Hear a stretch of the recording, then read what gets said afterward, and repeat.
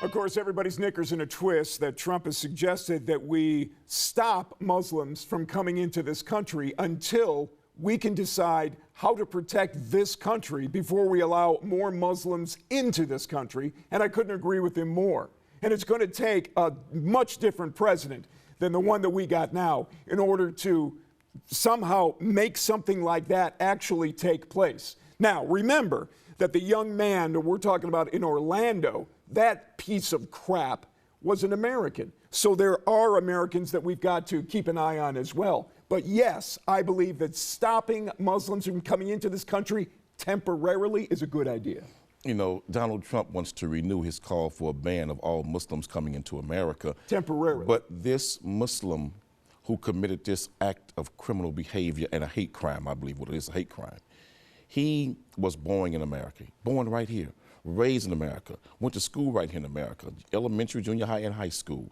This man was working in America. This is an American-born young man who is Muslim.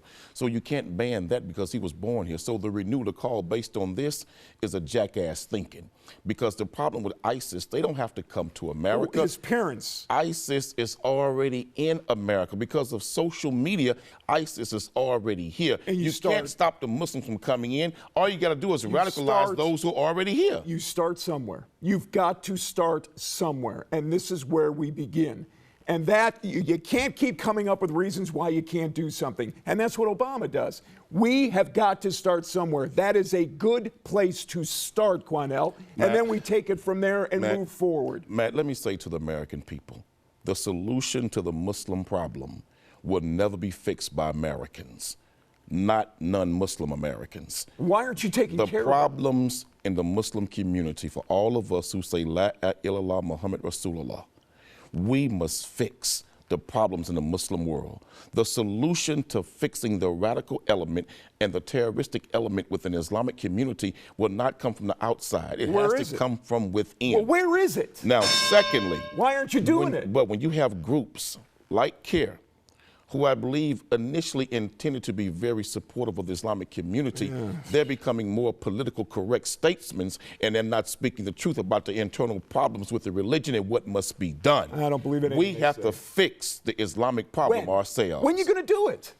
When are you going to do it? One second. Have you Christians solved all your problems yet?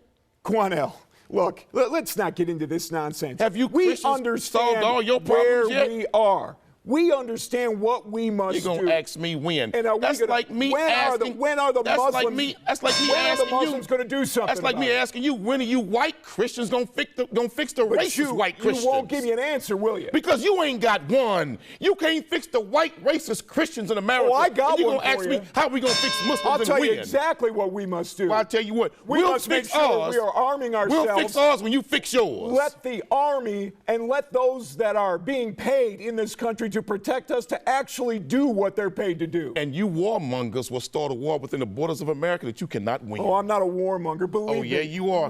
You Republicans are warmongers. Once the enemy knows how tough we are, they will stop coming here. The enemy is not the weapon. The enemy is the mindset of those who are sick inside of this country who are carrying out criminal acts that are hurting this nation. And the sick ones that make it over here and try to kill somebody, we're going to get them Man, first. they're being born and raised right here in America. They ain't coming from the outside. They're already right here.